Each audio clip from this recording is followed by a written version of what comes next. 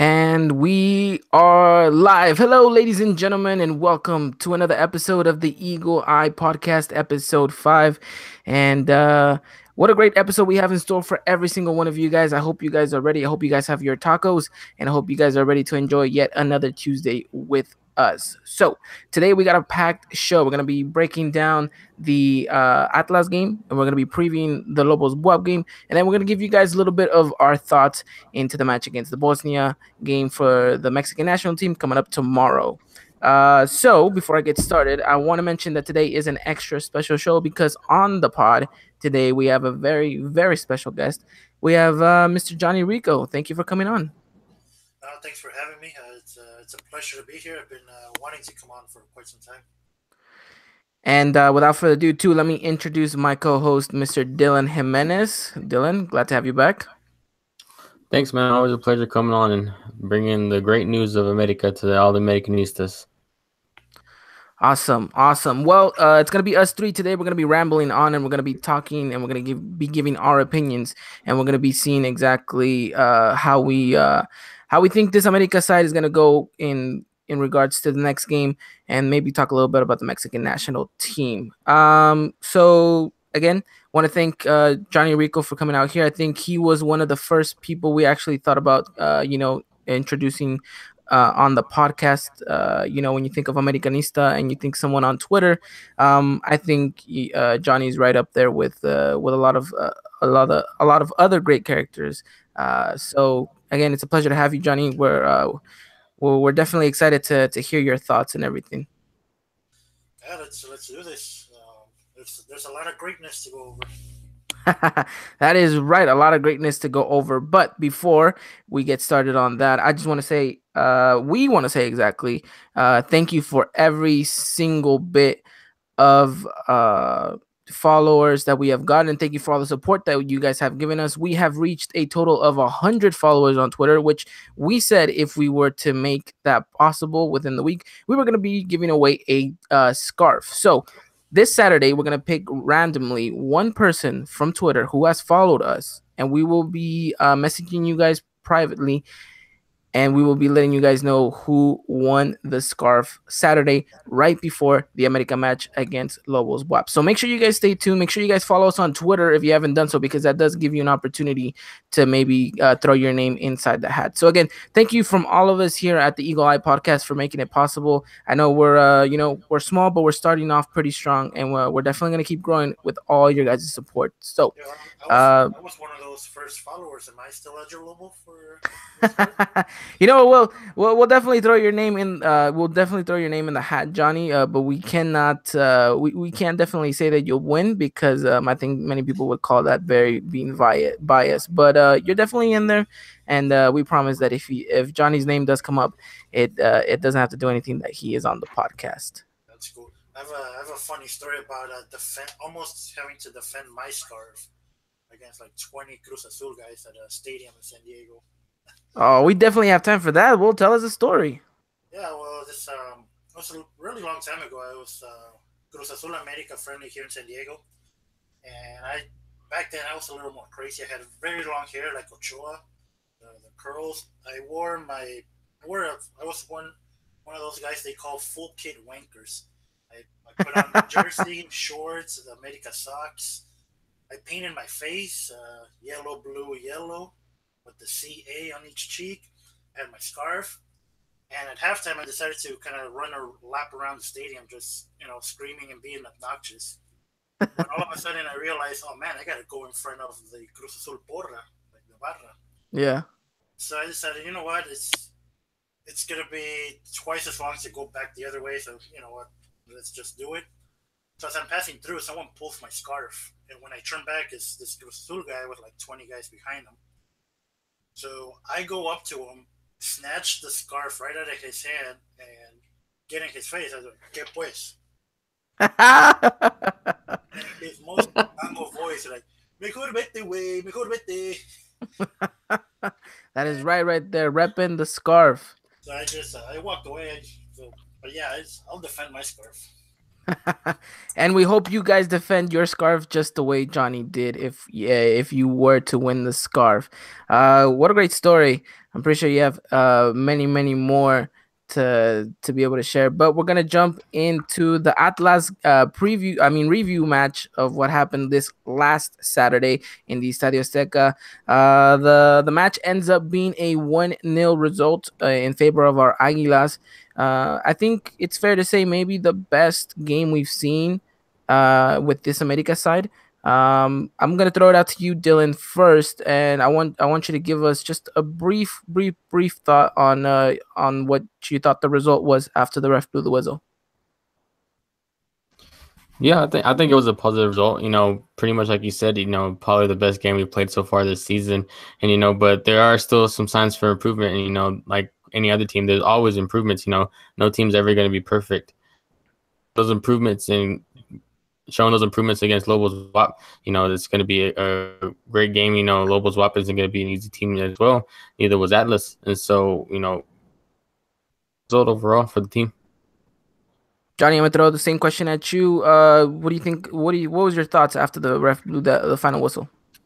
So I don't know if I would say the best game because I think America played just as good against Pumas, except Pumas are a little stronger opposition than Atlas is.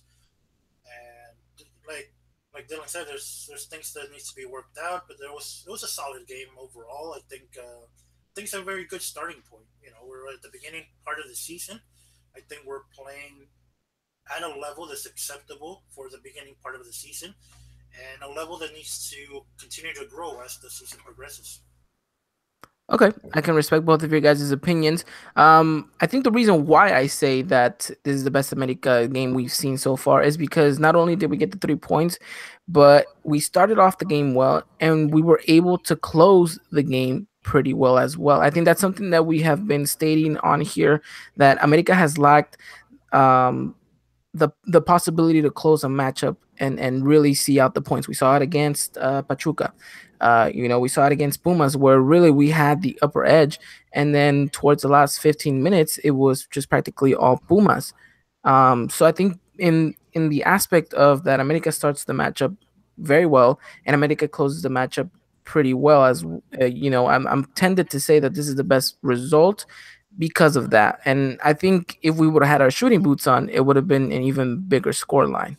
Well, for one point of comparison I draw from the Pumas and the Atlas game is the America defense. I think is playing absolutely great. I mean, they shut down Nico Castillo all game long against Pumas. Atlas Milton Caragle was never going to offer the same threat level that Nico Castillo will. So in that regard, I think that's why I say that maybe the Pumas game and this Atlas game they played at a very similar level. Thankfully we were able to get the win against Atlas, and yeah, that shooting accuracy. That's what kept us away from 3 points against Pumas 2 weeks ago. Yeah, yeah, I would agree with that. And yeah, big shout out goes to Bruno Valdez, who actually had an amazing game against Pumas, and he, merits the same applause this time around too, because he not only shows himself as a quality defender again, but he gets the goal against Atlas. So, um, we'll touch in regards to the defense because I think that cuts in great into what I want to talk about. America still is undefeated and has shown that defensively it looks like things are going well. I know, Dylan, this is something that you brought up in previous podcasts. Who's going to be that center back partnering role and who's going to be the back four? I think we have a pretty good guess now, 4 games in, that it looks like the back four is going to be Paul Aguilar, Bruno Valdez, Aguilera, and Carlos Vargas. And are you okay with that? Yeah, yeah, I'm definitely okay with that. It just kind of sucks to see Edson not either not get playing time or possibly not start at all. But it's a solid back line. This back line has proven time and time again that it can perform. And like Johnny said, shut down Nico Castillo, which is a healthy Nico Castillo and a dangerous Nico Castillo, and so it's a good positive sign too. I I would say that it does suck to see Edson Alvarez not make it into this back four. Um, question now regards in with the youngster is whether or not he's going to be able to break into that midfield, and that looks like an even difficult job in it of itself. Johnny, I'm gonna toss this back at you. Um, do you think this is the perfect back line for America for going into the rest of the season? I think it's the perfect back line for what America has. I know a lot of people wanted to see Miguel Zamudio leave in the transfer market, and he did. I only wanted to see him leave if there was a suitable replacement. I don't think Carlos Vargas is the best option to have at left back. But that's all America has. So that's America's making do with what they got in that position. I think losing Pablo Aguilar was a big travesty. I think Cholos came out on top in that 3-for-1 trade. Yeah. No, and this is no disrespect to Martin or Joe Corona or Aguilera. They've all three of them have actually played very well so far with America. I just think Pablo Aguilar is just that talented. But for from what America has, I think this is the best possible back line that Miguel Herrera can put together with what he has available. Bruno Valdez and Aguilera have done a solid job so far, and I think Edson Alvarez is in the correct place sitting on the bench. I don't think Edson Alvarez level right now is above Aguilera or Valdez. Okay, that's yeah. I mean, I think a lot of us would agree with that. That Edson Alvarez at the moment is not peak Edson Alvarez, but the kids still has a lot of time to grow. And I want to touch a little bit on what you were saying about Pablo Aguilar. Do you really think America has missed him or is gonna miss him at some point?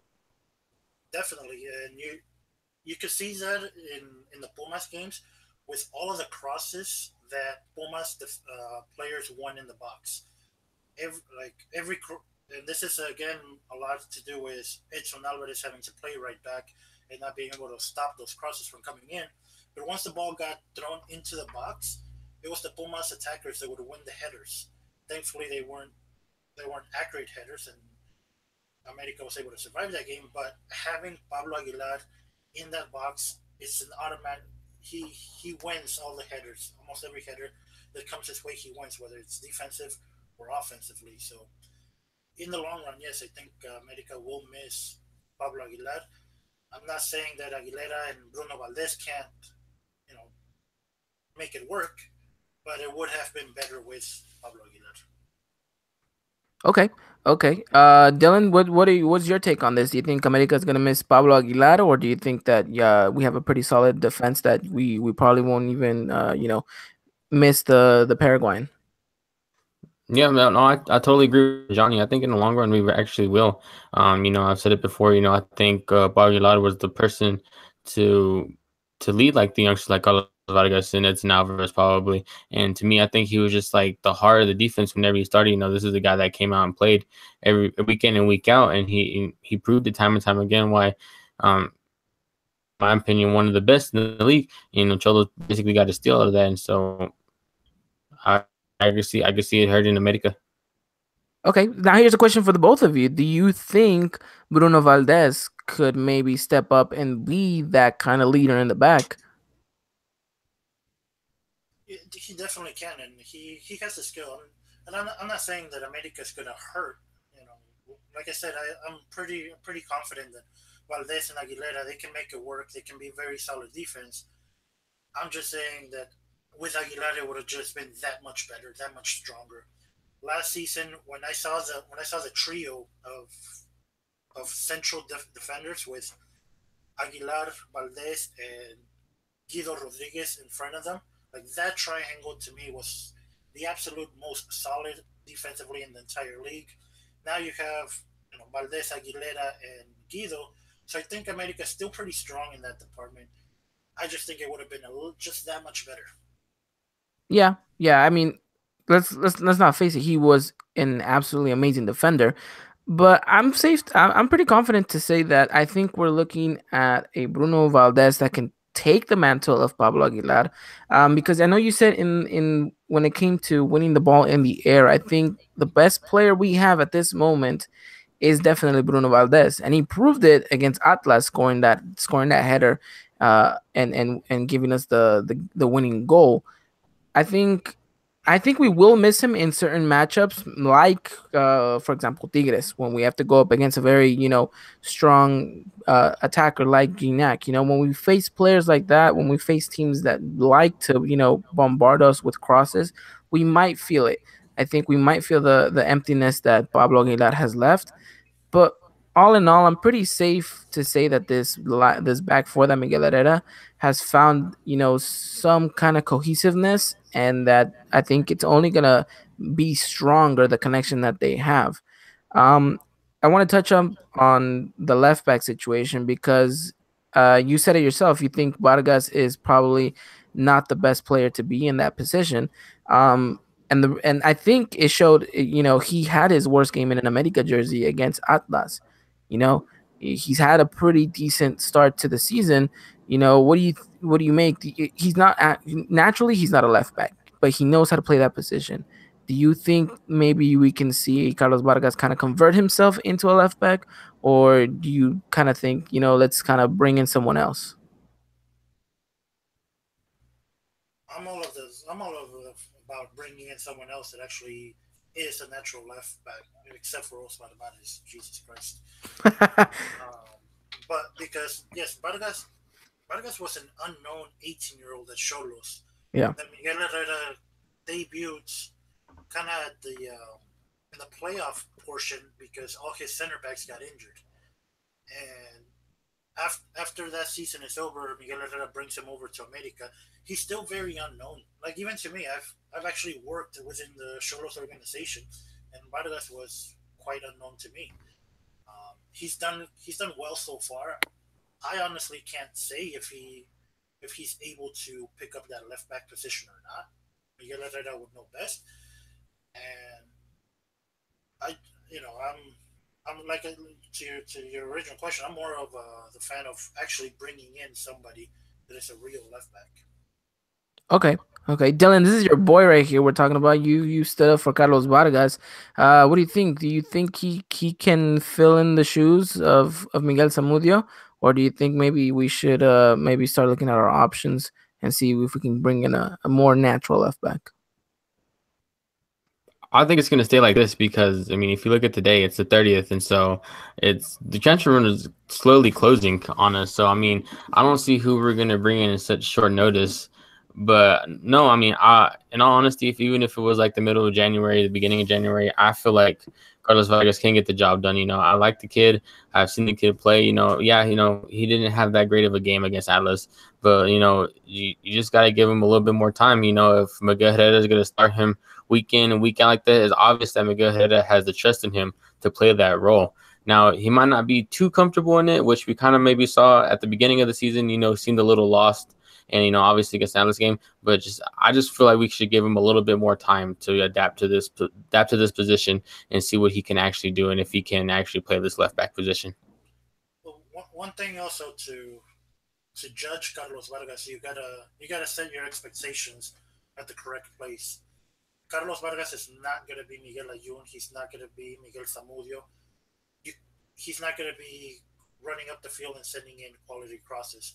I Hmm. think the best we can expect from Carlos Vargas is a solid defender that happens to be on the left side. If he can stop crosses from coming into the box, that to me is a win. Because again, we don't have that Pablo Aguilar in the box to header the ball away. So if Carlos Vargas defensively can kind of shut down that side, that's about as the best I can expect out of Carlos Vargas. I'm not expecting him to run up the field and help out offensively. I'm glad you brought that up, and because I was about to ask you both, just a simple question of a yes or no. Could Carlos Vargas, in theory, fill in Miguel Ayun's shoes if he was given the time and the proper, starting minutes and all that stuff? But I think it's fair to say I think your answer would be no. Dylan, what would yours be? I would say no too. I think they're two different players in my opinion. But I mean, granted, he is not the most fastest and most paciest left back in the world, but we have seen him kind of incorporate himself into a more forward position when America does get the ball. You see that he does overlap at times. He does kind of give more of an option down the left hand side. He's not really a left back that kind of stays back. He likes to be a little bit adventurous, and I think we've seen he's won us a couple of free kicks in some dangerous positions because he's been adventurous, because he has a little bit of confidence when he goes up, and I think he could be a proper left back if we give him a little bit more time to mature into the position. Well, I think Miguel Herrera asks Vargas to go up the field and present himself as an option to do those overlap runs, and honestly, like that's the best you can do. You kind of distract your opposing team's defense. You have to get somebody to mark him, not leave him wide open. But if I'm the America teammates around him, I'm looking to play the ball to anyone but Carlos Vargas out on the left side when it's in the attacking portion, because I don't think much will develop out of that, out of Carlos Vargas having the ball up there. Well, I can agree. I mean, when you look at the kid, you don't think, 5-star skiller or anything like that. He looks like someone who has a pretty good, decent touch to him, but doesn't look like he's going to take on two, three, four players. But granted, he has at times taken on a player or two and, won a foul. So I think his presence is a good one in the sense that if we give him a little bit more time, if Miguel Herrera wraps his arms around him a little bit more, I think we could see a Carlos Vargas develop into I would want to say a proper left back. I think it's just finding a way to adapt in his new playing style. And if he's able to do so, I think we can see someone that could, very potentially be a pretty good left back. So I guess just to throw that out there. I mean, I guess we'll kind of wrap up the defense and we'll talk in more about the midfield about this game, because even though we got that victory, even though we looked like we were on top of Atlas for most of the matchup, there was still a lot of imprecise passing. We saw the America give the ball time and time again. This is something that we've been ranting on for what, like 5 episodes now, because we've said this since the first episode. Uh, what do you think? What do you guys think is going on? Why is it that we're so sloppy sometimes when we're building up to the attack? Well, moving on to the midfield, I think kind of also just before we completely leave behind the defense, I think Guido Rodriguez is by far the best America player this season. I Oh think yeah, the stability that he brings in that midfield, he kind of he allows the offensive midfielders to worry about the offense, and he's like, you know what, I got the defensive duties.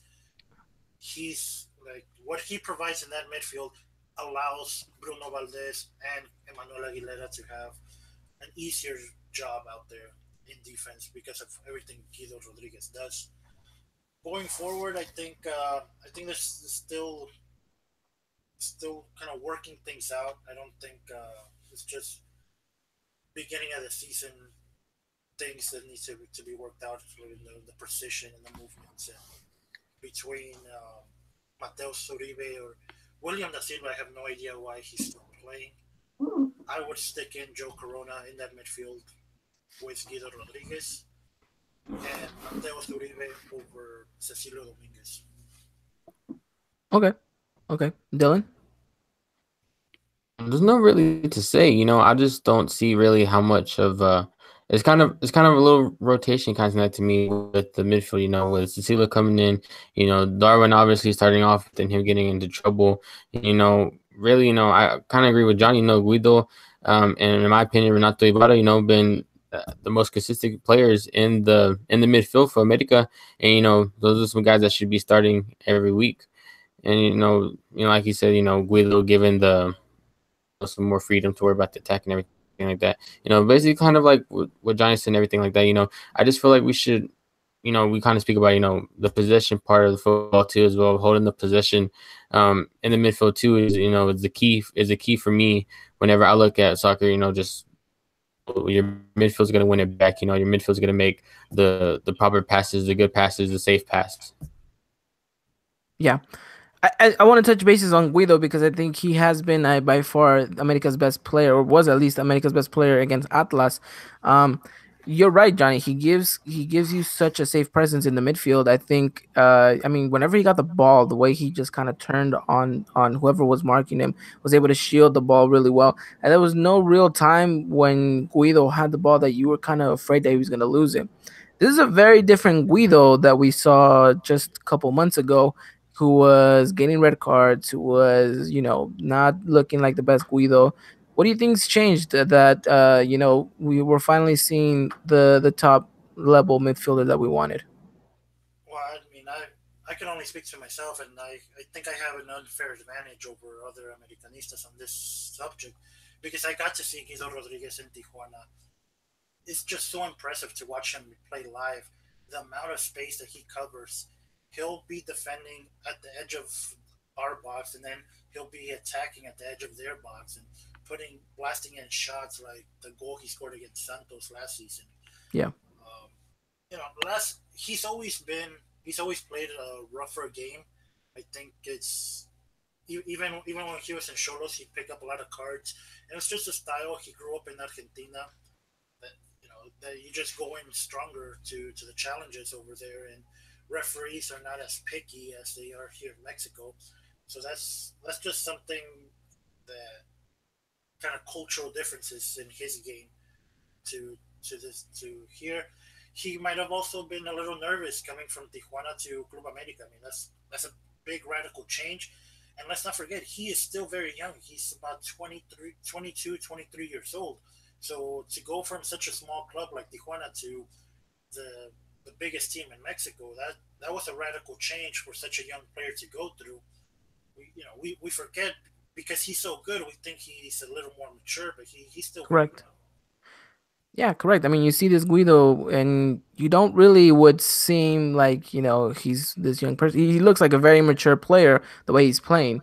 Um, but I think like you said, it's wonderful to see him. I'm pretty sure you can appreciate his work even more in live. But whatever you do get to see on the television is he does cover a lot of space. He does track back a lot. He does seem to be in the right place at the right time for the most part. Being and this whole season since he's been on the pitch, I think America has looked really really stable because the defense really starts at with him. Once it's if they're able to get past him, which is not easy, then they have a whole back four to deal with, which I think is very impressive to say about Guido Rodriguez, who I think has had his fair share of wonderful matches. I know it's only been four, but still to be able to kick off a season like he has, it's wonderful to see.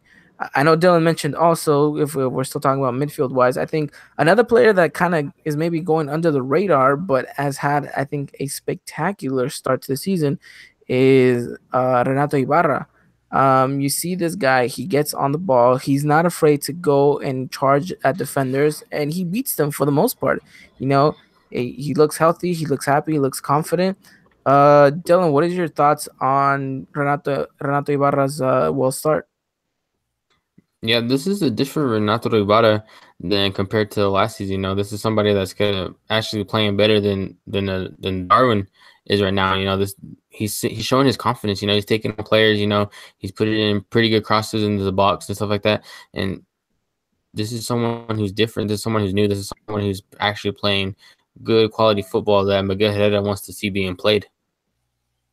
Johnny, your take on Renato? It's funny with Renato Ibarra because when he first got to America, we were told that this was what he can do, but he wasn't showing it.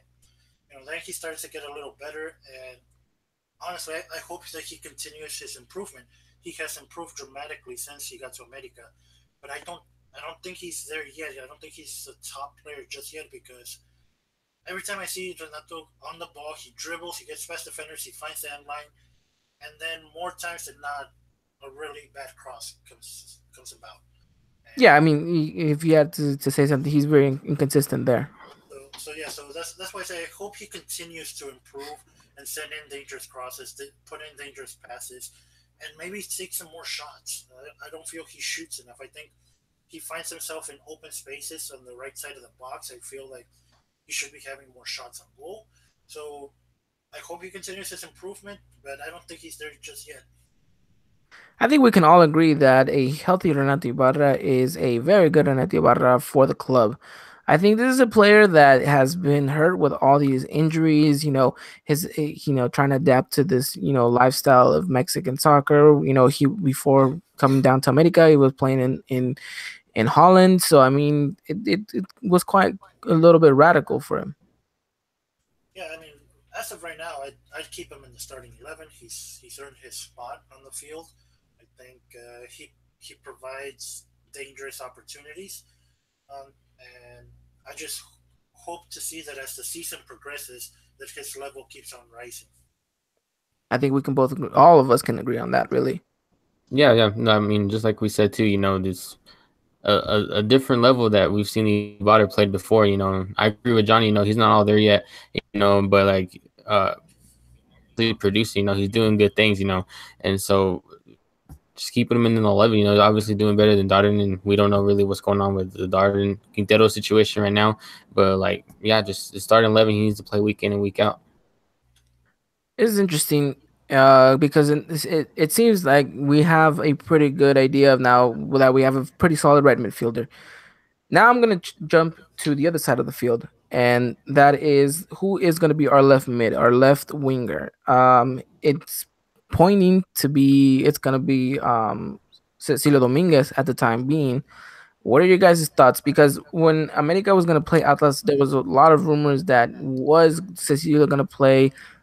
Did he have a pretty good game up against Pumas? What was his overall performance going to be in this matchup? How would you guys sum up his time against Atlas? She played okay, especially in the first half. And I mean, okay. I mean, that's it. Not even good. Nowhere near great. Um, I think Cecilio Dominguez is only there holding, warming up a spot for the two guys that were brought in, Ibrahim or Jeremy Menez, um, because both of those players that came in can play on the left side. I think the sooner we get Cecilio Dominguez out of the starting 11, the better we'll be offensively. Even for the time being, I don't know why he's there. I would much rather see Mateus Uribe in a more forward position and slot in Joe Corona to help out Guido Rodriguez in the midfield. I think Mateus Uribe next to Guido Rodriguez is wasting Mateus Uribe's talent offensively. Uh, so I absolutely see no need to have Cecilio Dominguez. I think we can start sending him up to the luxury suites so we can free up a foreigner roster. The luxury suites. I like it. I like it. Dylan, your take on Cecilio. Yeah, just playing out average, man. Not even like Johnny said, not good, but not to me, not bad either. Just average. This is the guy that still doesn't have his confidence, and where his confidence went, we don't know. Been average so far. This is just an average Cecilio Dominguez, but he's just warming up that spot, like Johnny said too. There's somebody's got to replace him. I don't want him in the starting 11. Probably on the bench either. Just like Chino Metal, this is somebody that Americanistas probably want gone too as well. So this is a player that if you guys if Miguel Herrera was trying to get him back to peak Cecilio, if he could get there, would you guys still keep him, or would you guys prefer have him as far away as possible? No, I'm one of those that wants him absolutely gone because even at his peak, I was not impressed. Granted, I still had Ruben Sambuesa in my mind. Hmm. Cecilio Dominguez was supposed to come in to replace Ruben Sambuesa, and even at his peak, he was nowhere near Sambuesa. He does not put in, the same will to win that Rubens puts in. I remember Rubens would be dribbling down the left wing. If he loses the ball, he would make a sprint all the way back to his own box to and slide tackle and try and win the ball back. You just don't see that kind of hustle ever from Cecilio Dominguez. He's not as committed as the guy he came in to replace. So even at his best, I was not impressed. So I just want him gone. Yeah, you see the jersey number he's wearing too. He's wearing that number 10. And Ivan, you said it a lot too. I mean, that number means a lot to the club and to the fans. And what all has he really done? He's well played like maybe like four good games last season, and then just what? Like he just like falls off. And so if you're gonna be falling off like that, then I don't want you at the club either. Fair, fair point made by these two gentlemen. I stand with most Americanistas that don't really want to see him in the starting 11. I don't know how much game time he'll definitely have once we see a very, adapted Jeremy Menez and maybe a better Ibargüen. Um, I mean, we should try to sell him. At this point, I don't think we're actually going to get anything for him because, so late in the transfer window, he hasn't really shined. But, I mean, he could be a pretty decent alternative to come off the bench, right? I say keep him around just so we can trade him for Loro Lampabon.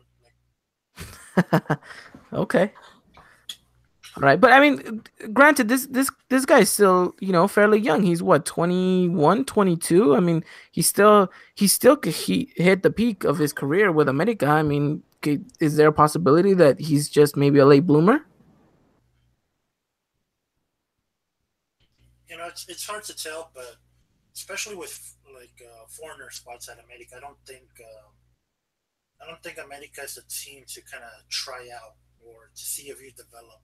I think America is the best team in Mexico, and you need to be at your absolute best to even be in the team. So if he wants to go try his luck and play with Lobos Boab for a season and get better there, maybe. But America's not the place to develop. Okay. Okay. Fair point to be made right there. Especially if you're gonna take another Mexican spot, you should at least be 10 times better. No, I wouldn't say another Mexican spot. I mean, that's a foreigner spot that someone absolutely better can take place. America can only take 9 foreigners in each roster, so somebody's got to be left behind every week. And I don't want it to be Jeremy Menez. I don't want it to be Ibra Win. So much better foreigners could take that spot. Okay, understood. Understood. And maybe let's talk about the debut of the Frenchman himself, Jeremy Menes. Came in what, around roughly the 65th minute of the match, I believe it was. Um, so the Frenchman comes in, the most anticipated debut in quite some time. What are you guys' kind of thoughts on the Frenchman? Dylan, I'm gonna throw it at you. What's overall? What do you think about the Frenchman? I think it was pretty good. Obviously could be better. As time lets him adapt. And he learns the system. He learns the playing style in Mexico. But it wasn't bad. It was pretty good. Had a couple of shots. Didn't find the back of the net though. But there's always still room for improvement from the Frenchman. It was a pretty good time. Just unlucky he couldn't finish and find the back of the net those few times he had the shot and goal. But he just needs to adapt more into the playing style that Miguel Herrera wants, and also as he plays along in the season, how other teams play too as well, adapting um, on the pitch overall. Okay, okay, Johnny, what's your overall rating on the Frenchman? So to start off with, I really like the fact that Miguel Herrera brought him on for Cecilio Dominguez and kept Henry Martin on the field. I think that was very important. I like to see that. I like to see Oribe, Martin, and maybe Menez on the field. I was actually afraid that Jeremy Menez would take Henry Martin's spot, but I'm glad to see that that wasn't the case.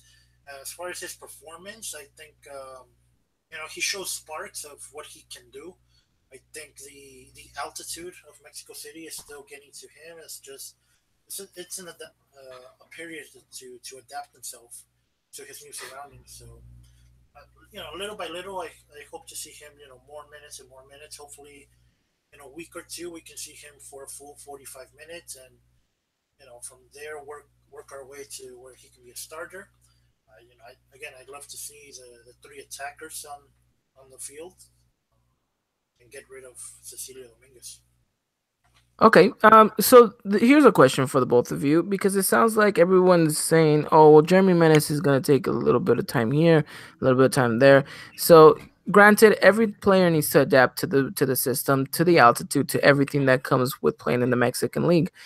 The question is it okay for Jeremy Menez to take a long process to adapt in comparison to maybe someone like I don't know Cecilio Dominguez when he had to adapt right away?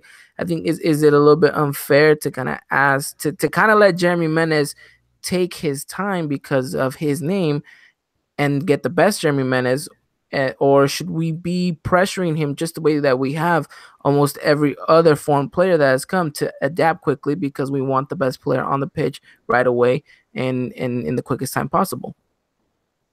Well, like Johnny said, this is the best club in Mexico, and I'm pretty sure all Americanistas will say that, about their club, and so, you still want the best, but it's kind of, to me, it's kind of hard to say like how fast you can really adapt to these changes, with the altitude, with the playing style, and everything like that. And so, you obviously want that quickly done as possible because like this guy's a big thing. This guy has played with PSG, he's played with big names in Europe, and you obviously want him to get back on that form whenever he was playing so well. And I want to see this guy play because I've never really seen the guy play. I've just always known of the guy, seen highlights of the guy, but I've never actually seen him play like a full live game. PSG or somebody. So I mean, Well, it's just, I was a huge fan of Jeremy Menez back when he was at Roma. I'm a big that's Roma is my European team that I follow because to me Francesco Totti was the Italian Cuauhtemoc Blanco.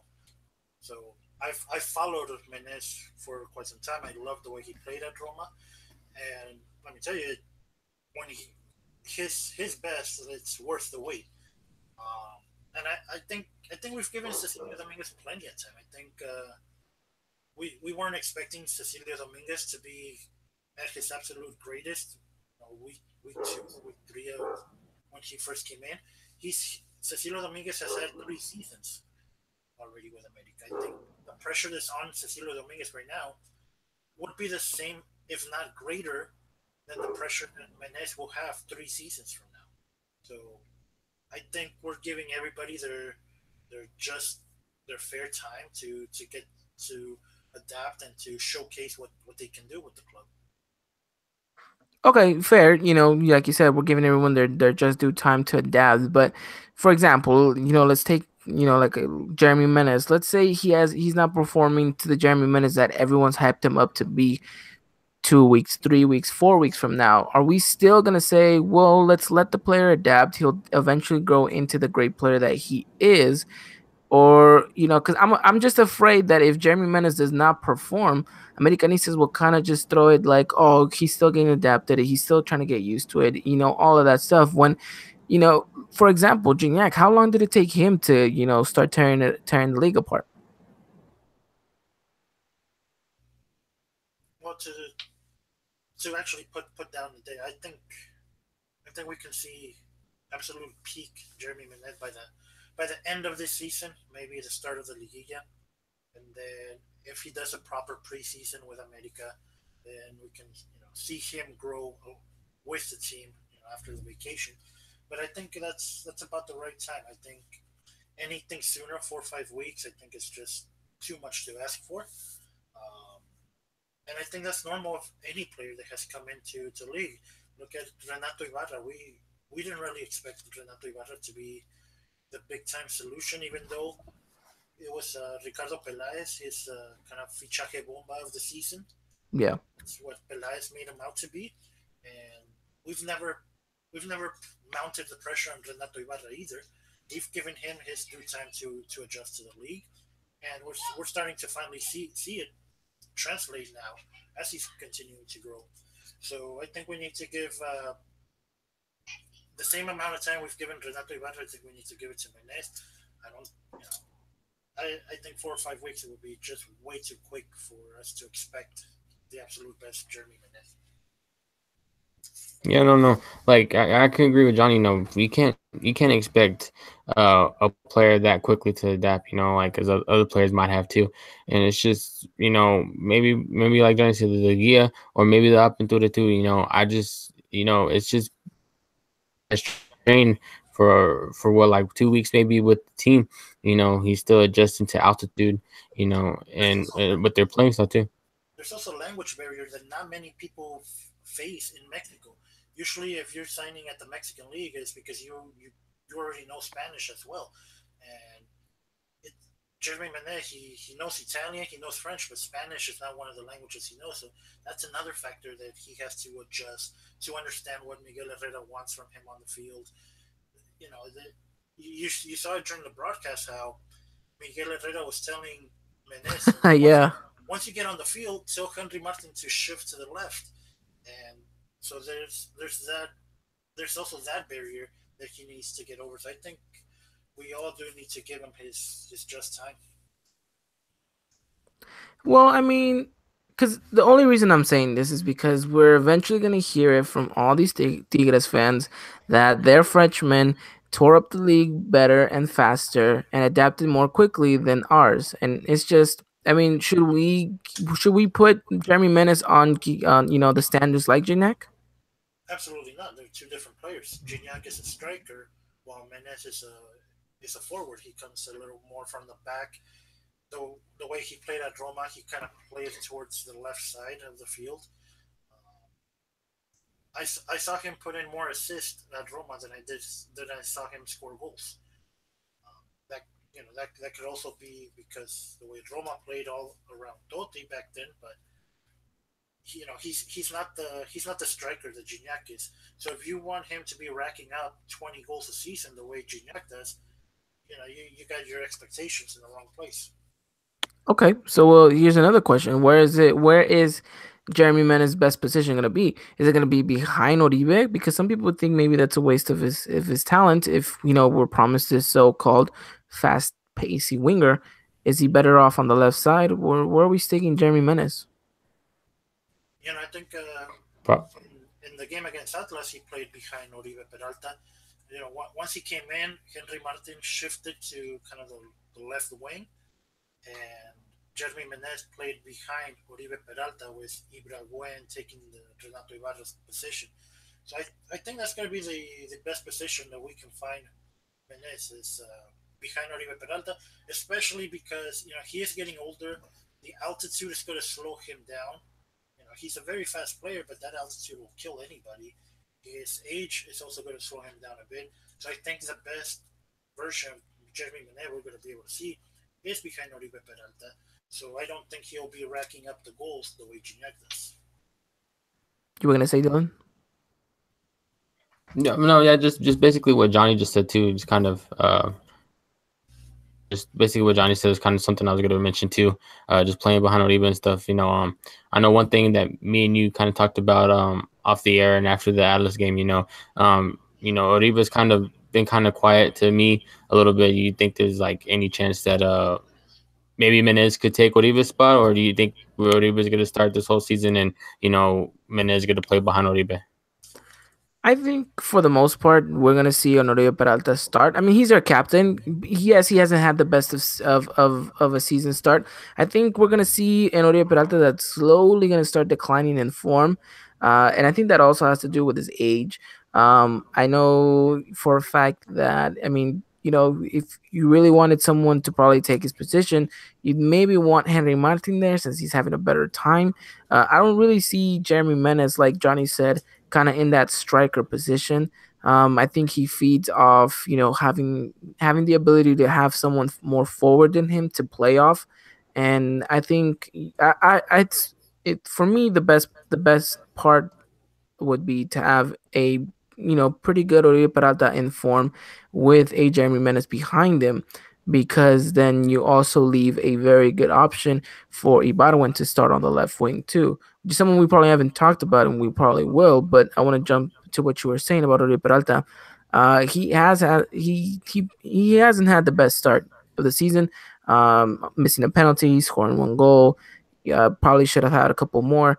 I'm gonna throw this at you, Johnny. What do you make of our captain so far? Kind of having a pretty quiet season. For the longest time, I think Oribe Peralta, my opinion of Oribe Peralta is he's how you say in Spanish, cumplidor. He does his job. He doesn't go above and beyond. He does his job. He was scoring his share of goals plus Silvio Romero's share of goals, which I can't tell you how happy I am that Romero is gone. But America needs a better striker. I don't think Henry Martin was the solution to America's need of a better striker. I think Henry Martin does provide you other options and is a pretty good striker himself. But America's still missing that Gignac figure, that deadly poacher in the box. I think Nico Castillo would have been a great transfer to get. America are still missing that player of that caliber because Oribe Peralta cannot play that position forever. I think if the rumors are correct and America are still out there shopping, I think that would be a very wise choice to get. Okay, yeah, that would I guess I don't really got much more to add to that. What do you see Oriol Peralta's future in America? Do you think he could be definitely benched this season, or do you think he's gonna be playing game in and game out? It all depends if the rumors are true and that if America are shopping right now for another striker. If they are, I think we'll still see Oribe Peralta play. It's a World Cup season. It's the season before the World Cup. I think he's still going to play. If if he does lose his like if Peralta cannot play at all, I think it would be Henry Martin to take his spot at the striker position. But we he signed a contract for until 2020, so we're still going to see him around. If America sign another striker, maybe in the coming seasons, we'll see him just come off the bench. But for this season, you can count on him being in the starting lineup. Okay, here's yeah, I can agree. Here's a question to the both of you. Do you think Oriol Peralta could pick up his form? Do you think we can see a much better Oriol Peralta than what we're seeing right now, or do you think this is kind of just a slow, steady decline of his game? Yeah, I can make you maybe see it's kind of starting to be a slow, steady decline in his game because he's like 33 now, 34, and so he's getting to that point where you start to see a decline. Everybody always says that 30 is your declining point, but some people oversee it and it's not 30. Some players, it is 30. They start to go ahead and decline, and it might become 40 per already, but he's got Champions League obviously to start, and then he's got the regular tournament to do it. So we'll just kind of see and wait. Especially like Johnny said, if the rumors are true and America's still shopping, we'll just see how he takes it. New striker does come in. Hopefully, the presence of Henry Martin, in training in the games, I think that energy that Henry Martin brings, I I can see that kind of motivating Oribe Peralta to, even though I do agree with you guys, he is at a steady decline.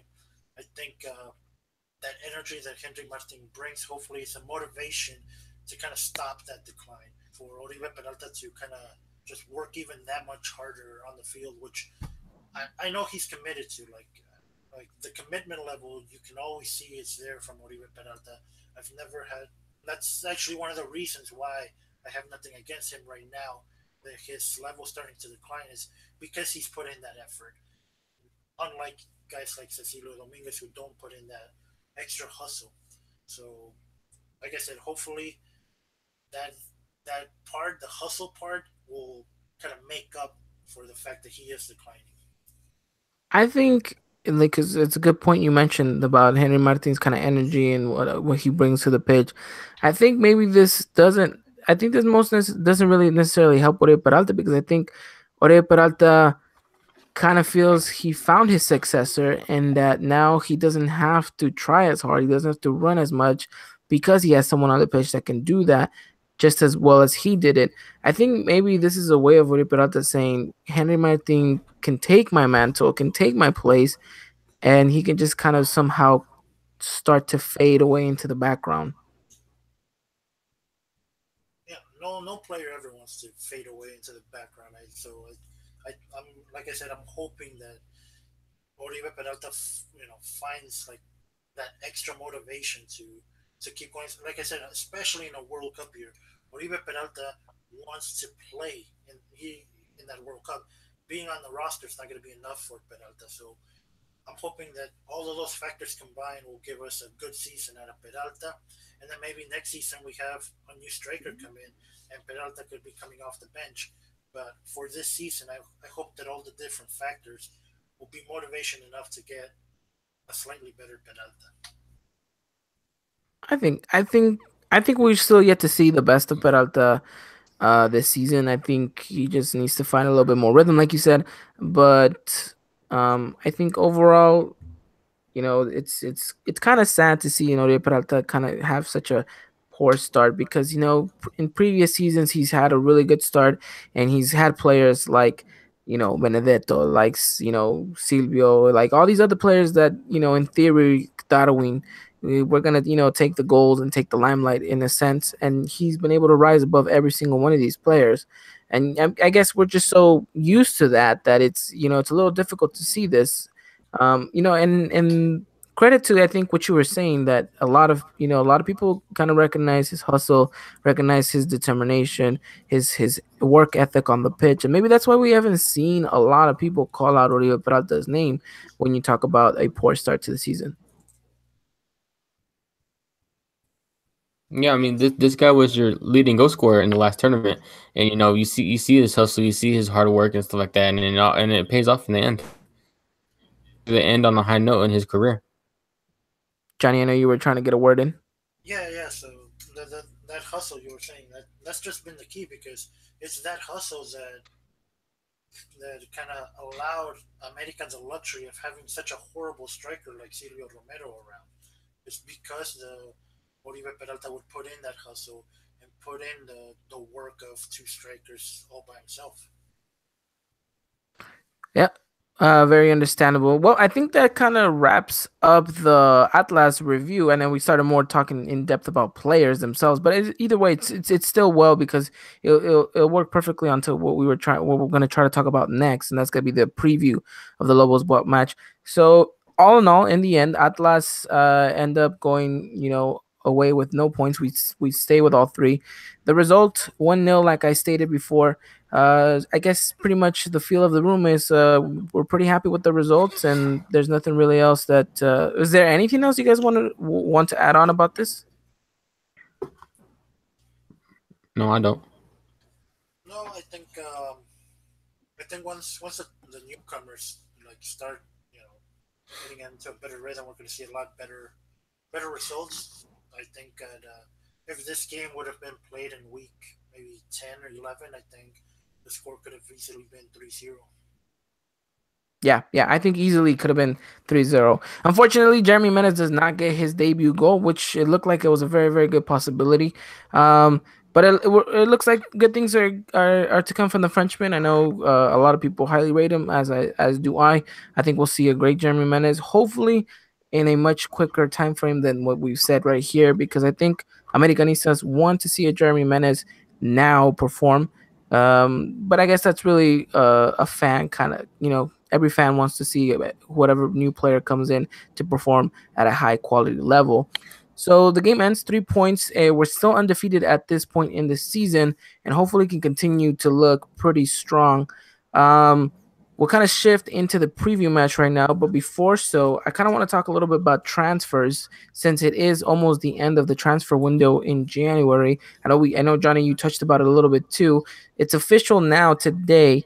America has announced that Independiente have bought not Cecilio Dominguez, Silvio Romero. So it looks like the number 9 has left Coapa, and I know to many Americanistas that's probably the best news we're gonna get all week.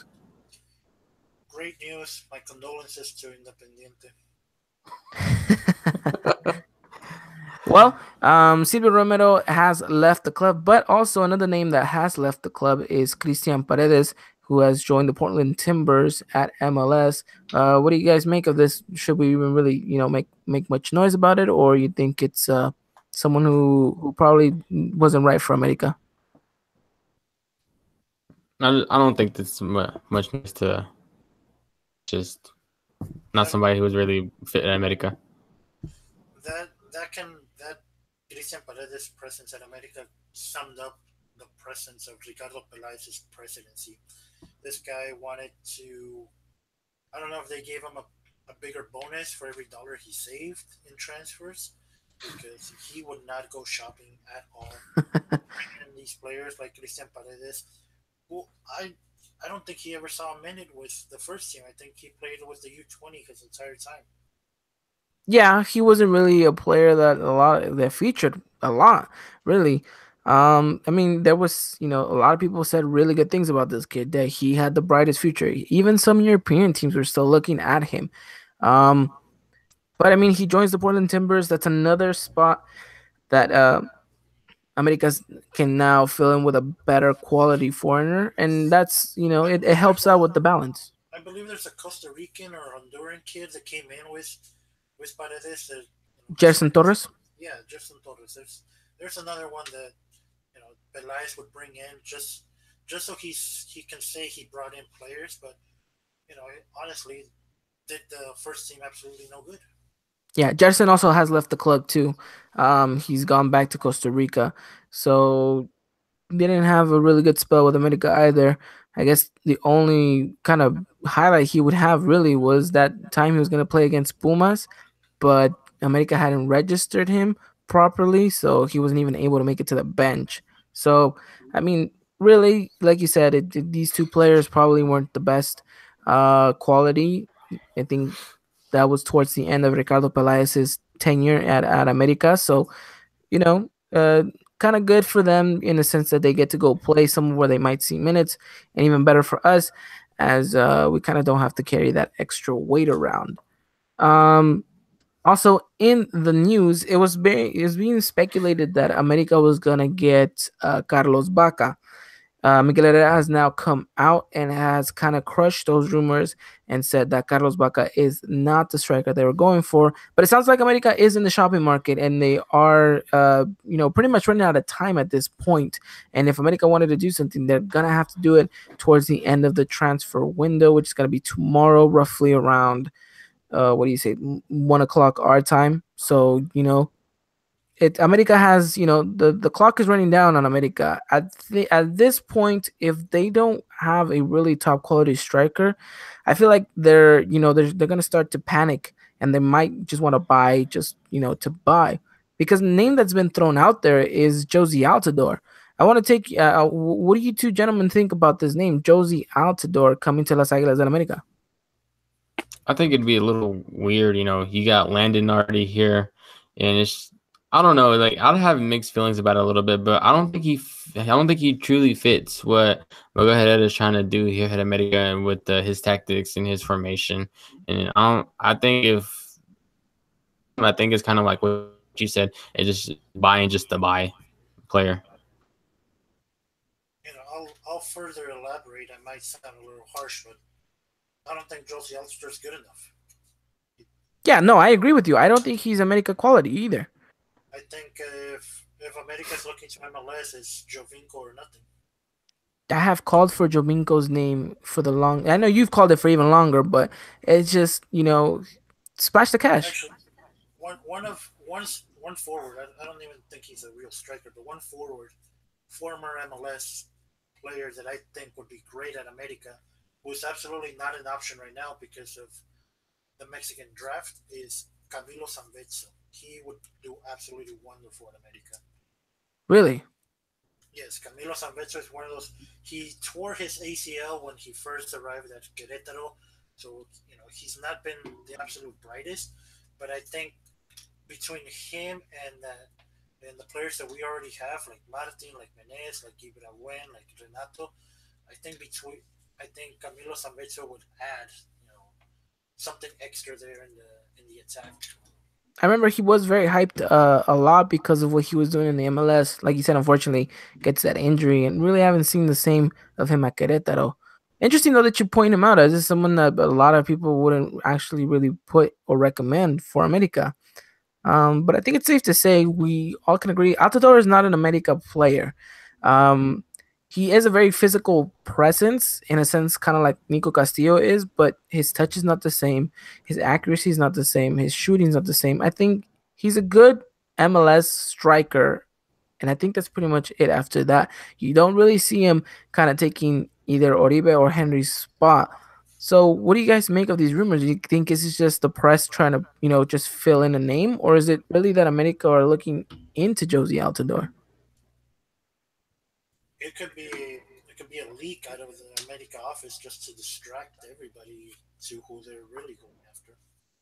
That'd be smart. Yeah, yeah, I was thinking the same thing. I think it's just a bunch of just nonsense and rumors that trying to cover up after. So Santiago Baños, I think, said it's either down between an Argentinian or a Colombian. And it looks like it's a striker. It looks like America, no matter what, is going for a striker. And I want to point this out because I know you said that you were worried that Jeremy Menez was going to take Henry Martin's spot. Now that if we do bring if another striker to the team, it looks like Henry Martin's minutes may go down even more so. Do you like the fact that America is going for a striker, or would you like them to maybe kind of reinforce, I don't know, the left back position? I'd be very happy with a striker because I don't think right now, even as well as Henry Martin is playing, Henry Martin is no Gignac. He's no Ener Valencia. I think America need a player of that caliber to compete with the Monterrey clubs. And if you're talking about Colombians, I'm really hoping it's Jackson Martinez. I think all of us are hoping it's Jackson Martinez. What he was able to do in Europe and what he's been able to do with the national team, what he was able to do down here in Mexico, again, with Jaguares, he would be a great addition. Dylan, what are your thoughts about America? With this whole striker deal, would you also want to see a striker come in, or would you rather see this money being spent towards maybe reinforcing a weaker area of the pitch? No, yeah, I agree with the both of you. I would love to see another striker come in, too. Just to bring more competition in with Henry Martino Uribe Peralta too as well. And me and you kind of talked about it too in previous episodes. And what I've kind of figured would too is also possibly a little rotation that's coming whenever Champions League starts up too. Because you're not gonna have Uribe Peralta probably playing on the weekend and come Tuesday or Wednesday play again and have him keep doing that as well. You're gonna kind of want to see somebody else step in too, fill in some shoes, whether one of them starts in the Champions League and comes off the bench on the weekend or vice versa. Okay, notably understand. So then, who would you guys throw in the mix? Who would you guys? I know you said Jackson Martinez is one of your options, Johnny, but anyone else that you haven't mentioned that you really would like to see striker wise come to Coapa? At this point, we're just throwing out names for the fun of it, for the sake of it. Um, I don't know, like Antonio Torres would even be good. He was Okay, rumored a few seasons ago. I know he's old, but I think a player of his quality would be great for America. Um, but yeah, other than that, I'm more of a let's wait and see what America does than just start speculating.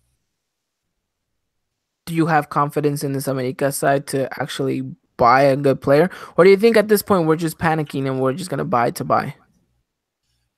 I think with the departure of Peláez, I think now I have a little more confidence in the current administration. I had absolutely zero confidence in the way Peláez brought in transfers, and the fact that he's gone, and that itself gives me confidence in the American administration will do the right thing in regards to transfers. Okay, Dylan, you want to throw out a name? Um, No, I mean just kind of like the few names I said.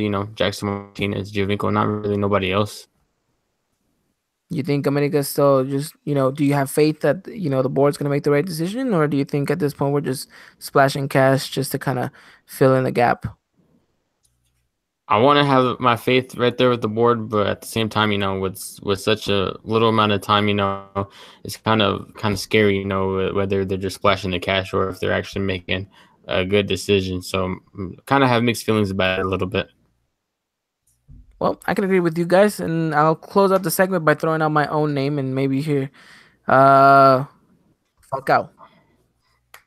Would love to see Falcao. That that'd be a great I name. think Falcao would be a good option. Yeah, I think right now LA Galaxy are trying to get Zlatan Ibrahimovic, so even that would be good. We were actually talking about this off the air.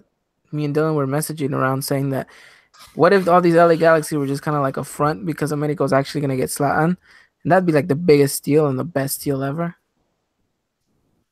Yeah, I mean I'm still hoping that Giovanni Dos Santos somehow ends up at America one day, but I'll settle for Zlatan. Who wouldn't? And it's not, it's crazy because we can sit here and talk about all the crazy names that have been linked to America before, like Ribery, Zlatan, Danilo Torres, Falcao. I can go, on and on. And it's just, hopefully one of these days, one of these names falls. But it would be nice to settle for a Zlatan, who I think could add a lot of presence in the box. And, even a 75% Zlatan could tear the league up more than I think I don't Gignac know. could. I don't know why Zlatan would even consider America or Galaxy at this exact moment. I think if I was Zlatan, I'd be trying to come out of retirement because Sweden made the World Cup. Oh, he's definitely gonna come out. Yeah, so if I was Zlatan, I'd be focusing on playing the next 6 months in Europe at the highest level possible, so that I can be in that World Cup. And So you're then thinking and you, then you maybe after the World Cup, think about retirement clubs like Galaxy or hate to put in our beloved America in that category, but for Zlatan, it would be a retirement club. we'd still get an amazing Zlatan. So we'll see what the Swedish international decides to do. Hopefully, it does pick the bright yellow.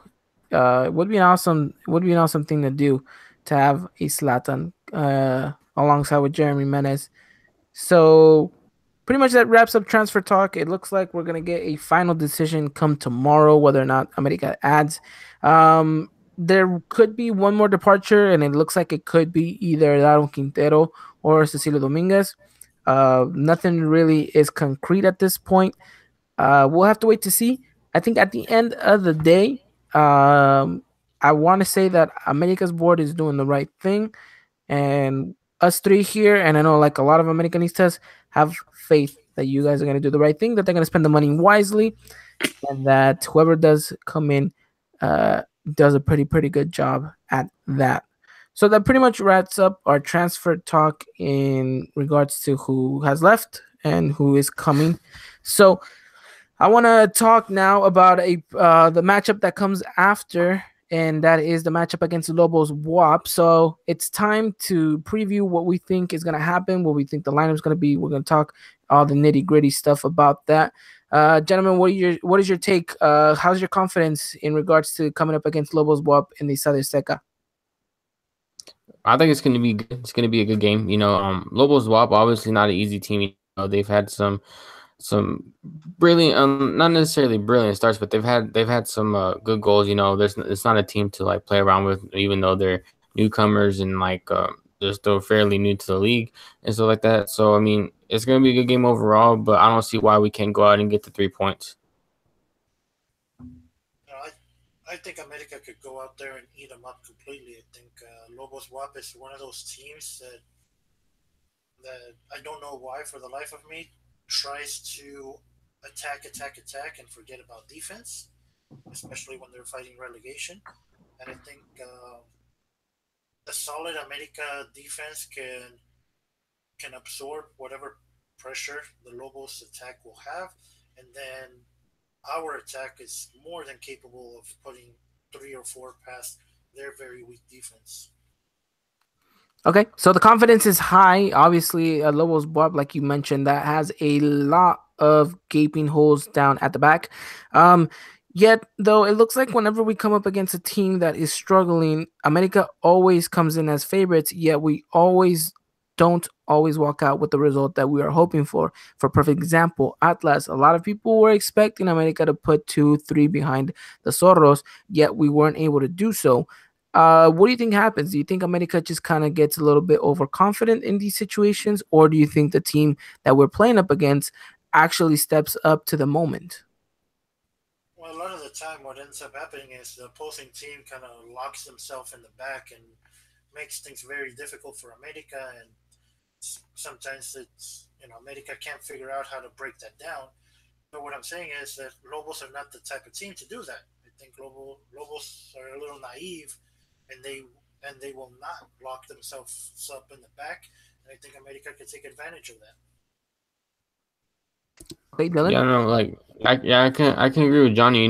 It's just whether or not we can bring our shooting boots to the game. There's a couple of times like in the Pumas game, we 3 points, and and against Atlas, we should have had possibly like about 3 goals in my opinion.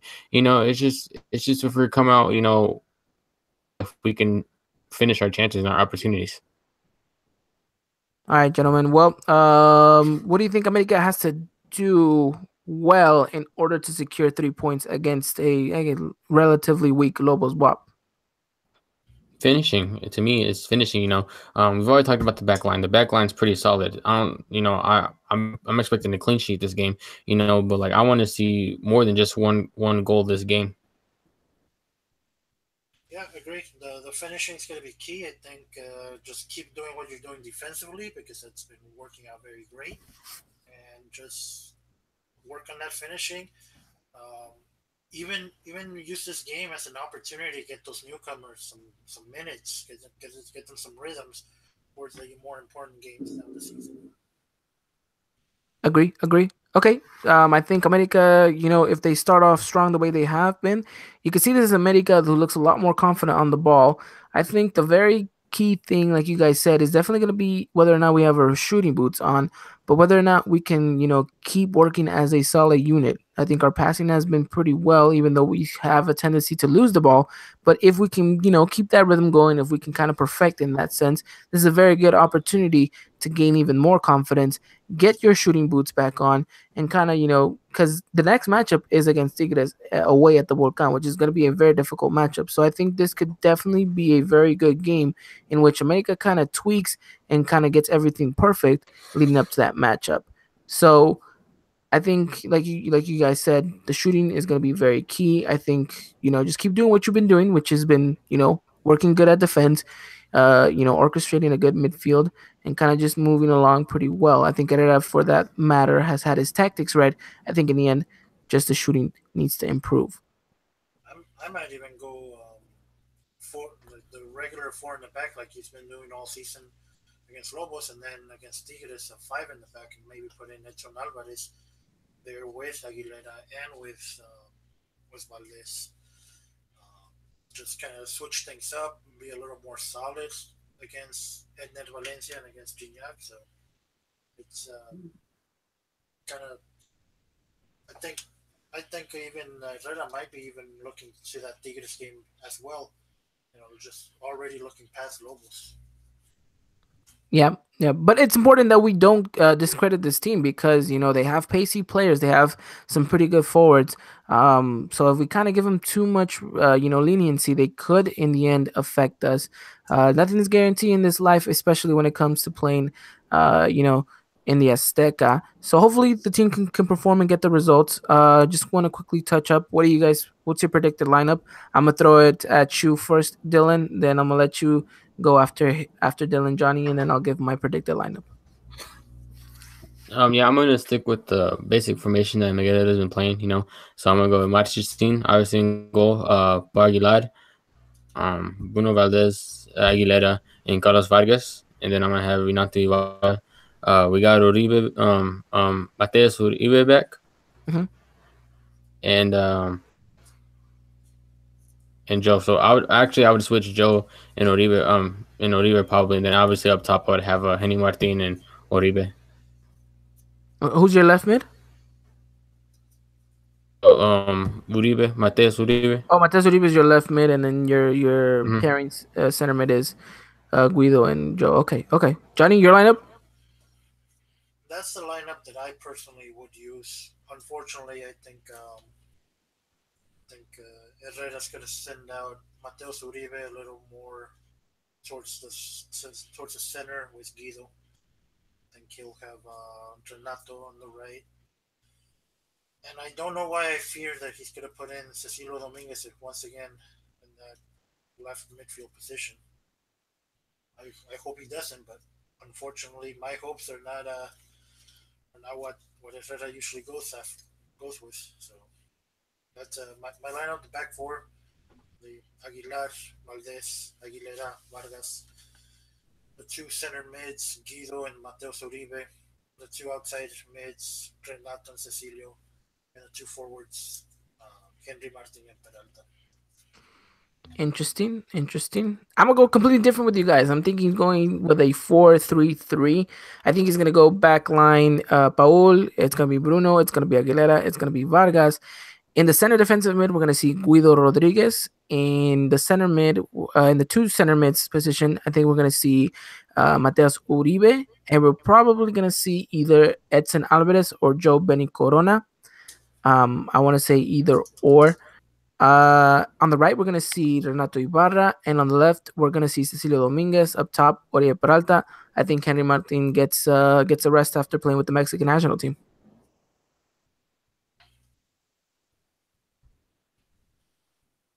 Takes on that?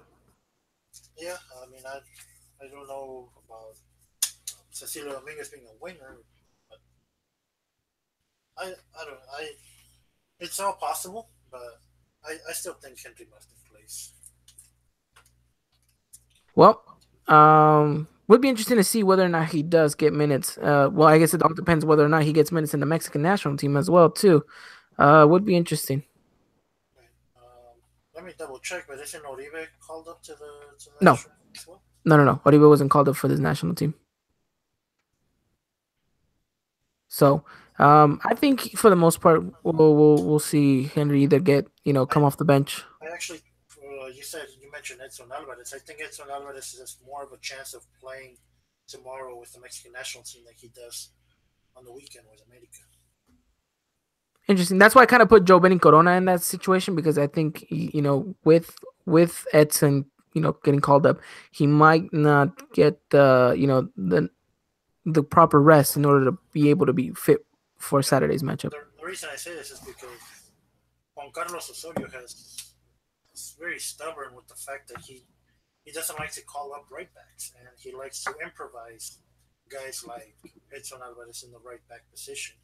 So there's more of a chance of Edson playing right back for Mexico than he is of taking a spot out with America. Interesting. No. Well, I think that's the lineup that I'm gonna go with. I'm more lenient to go with your guys's. I think he might stick with the 4-4-2. Give hey, what's worked is gonna keep on working.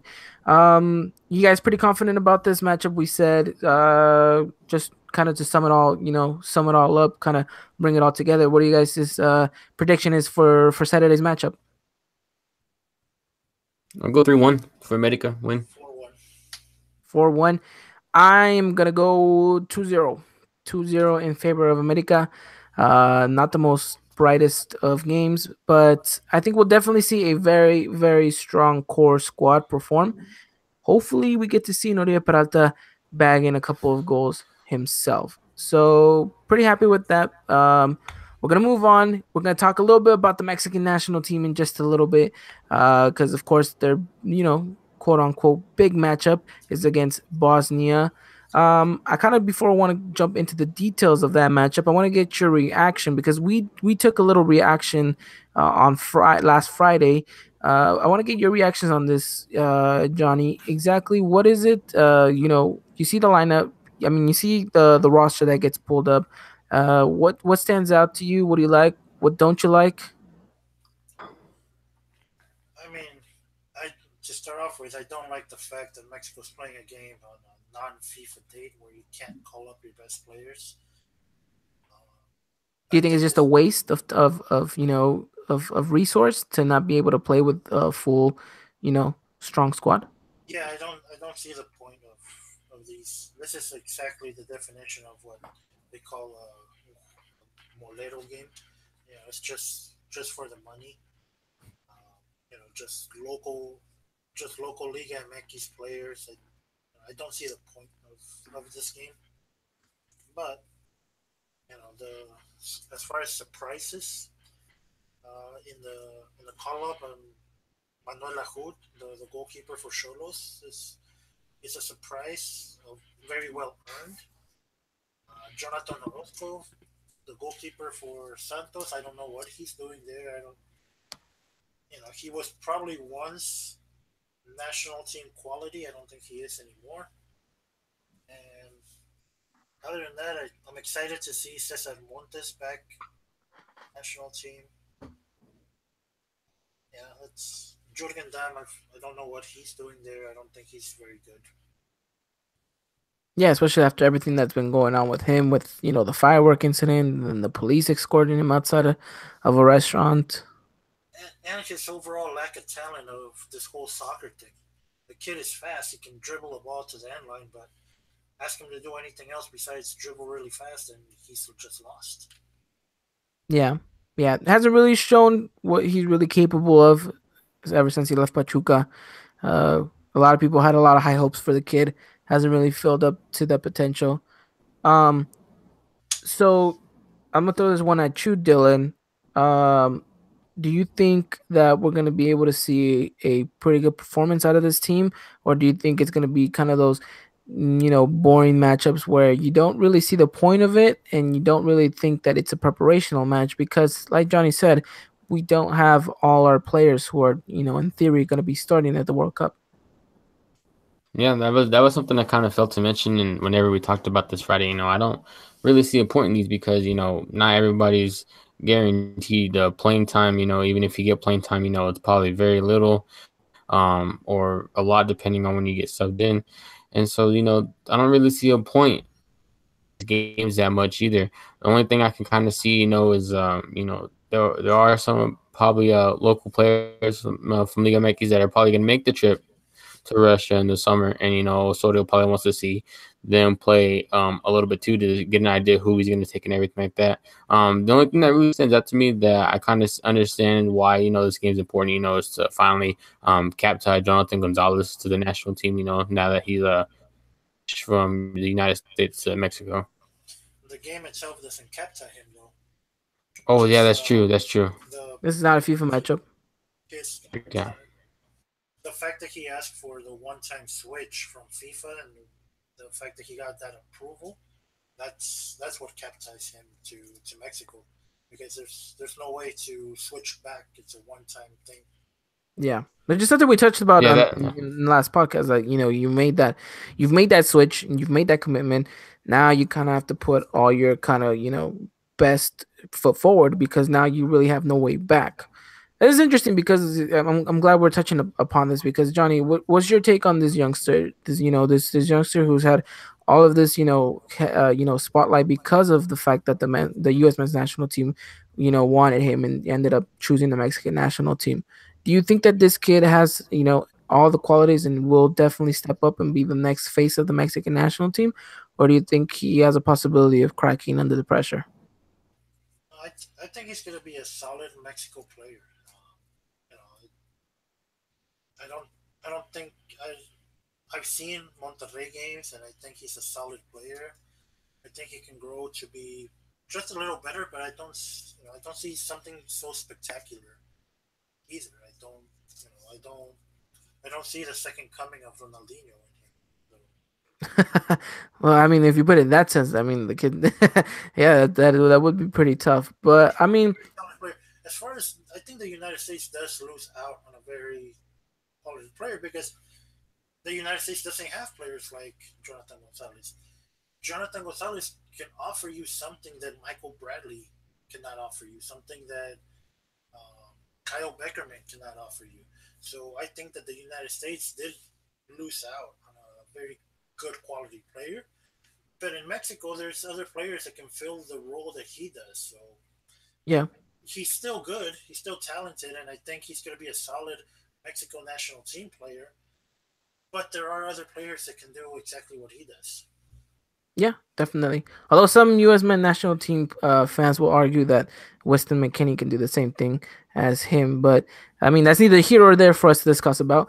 But I think you're right. I think he needs to step it up because, like you said, there is a lot of players who can come in and take his position because nothing is granted, nothing is given. If he really wants to earn his spot, then he not only does he have to perform day in and day out in Monterrey, but when he gets these chances he has to show us the fan base that he's here and that he has the quality to be the best player in that position.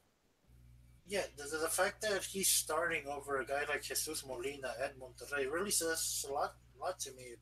That he is very talented. That Turco Mohamed has full confidence in him, and believe me, I respect Turco Mohamed, quite well. I think Turco Mohamed is the best Liga MX manager as right now, the absolute best. So if Mohamed sees him better than a guy like Jesus Molina, who I think is very talented, then that must mean something.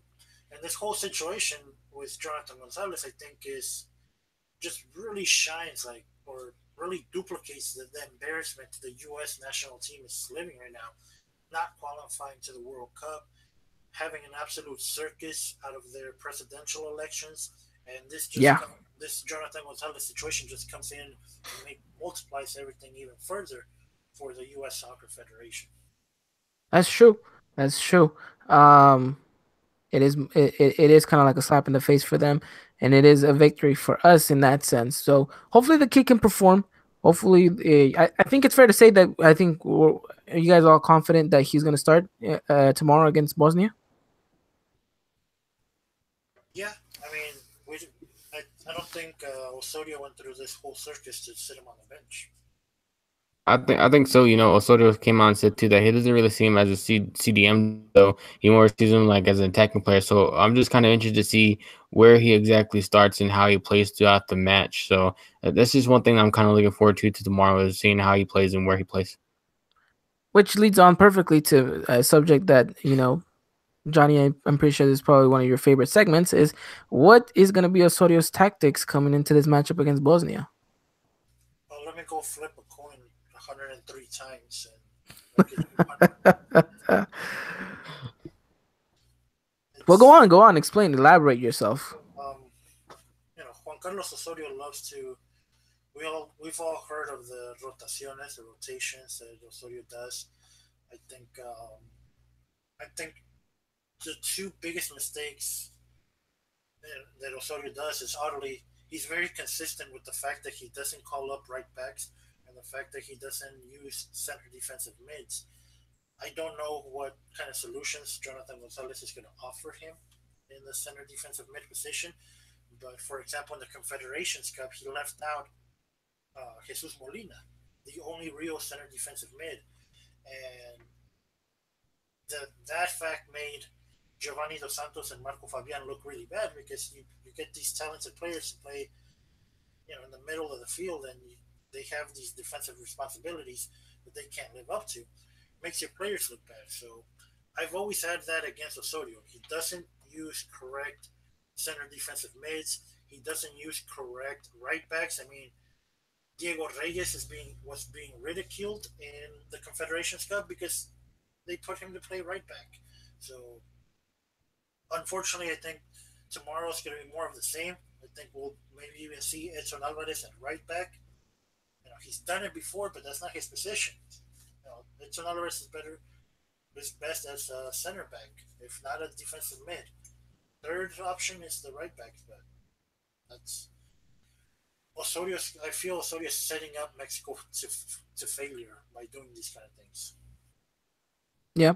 Yeah, some people would agree. Now, of course, if you guys don't know, Johnny is not Juan Carlos Osorio's biggest fan.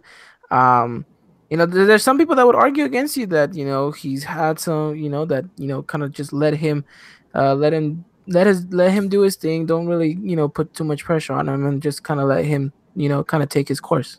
If when it comes down to playing against Bosnia in a non FIFA match day, great, go for it, knock yourself out.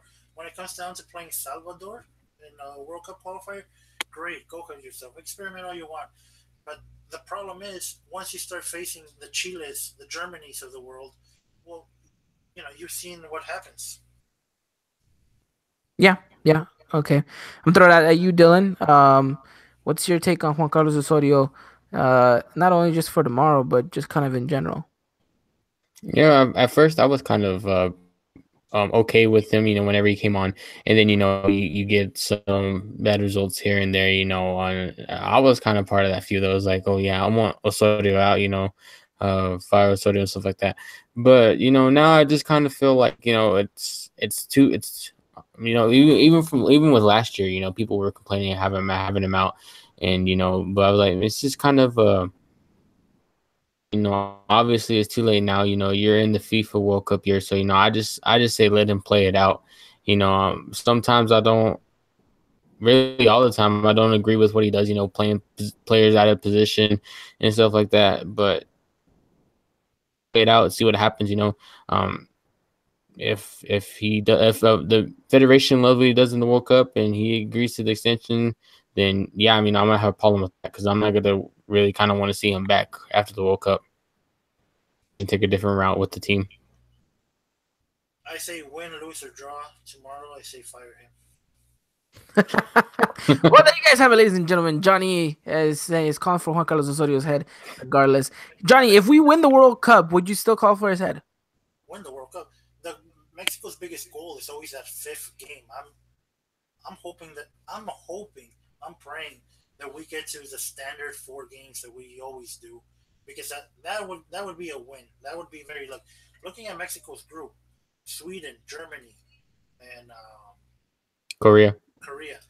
You know, maybe you get a win against Korea. That's about it. This is the same Sweden that eliminated Italy out of the World Cup. I don't think Juan Carlos Osorio can beat that Sweden. Definitely don't think they can get anything against Germany. So, that's 2 losses that I'm counting already for Mexico. Not many teams qualify out of the group with 2 losses.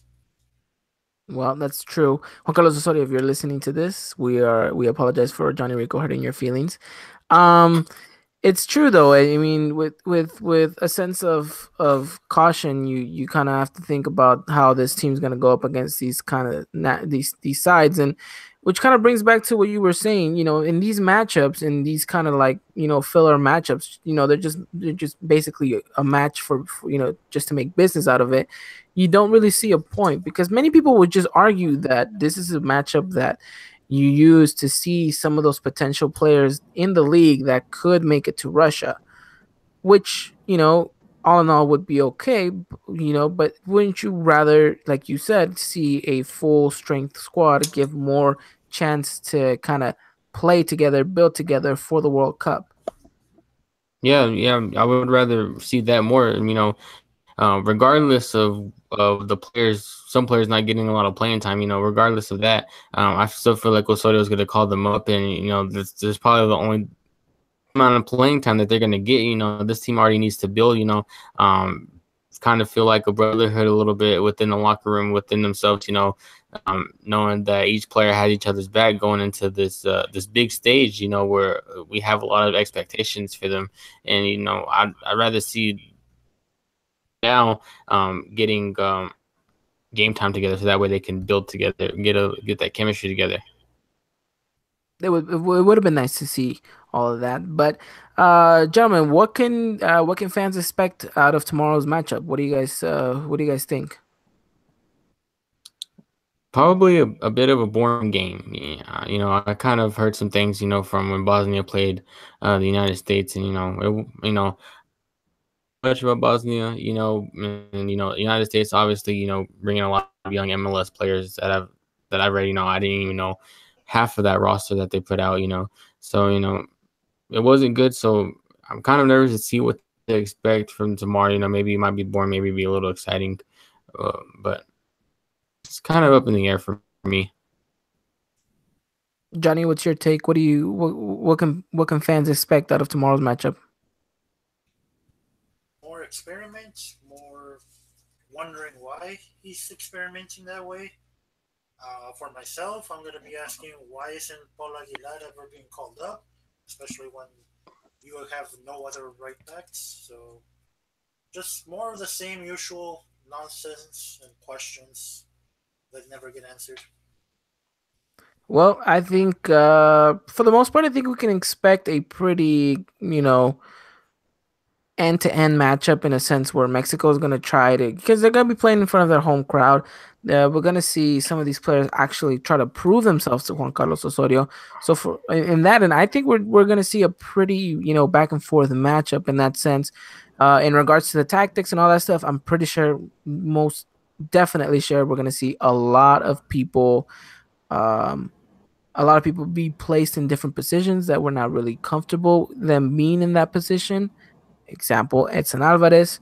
Would be interesting to see how each player copes and deals with that. But I think at the end of the day, fans can get a little bit excited for the matchup because it's the Mexican national team.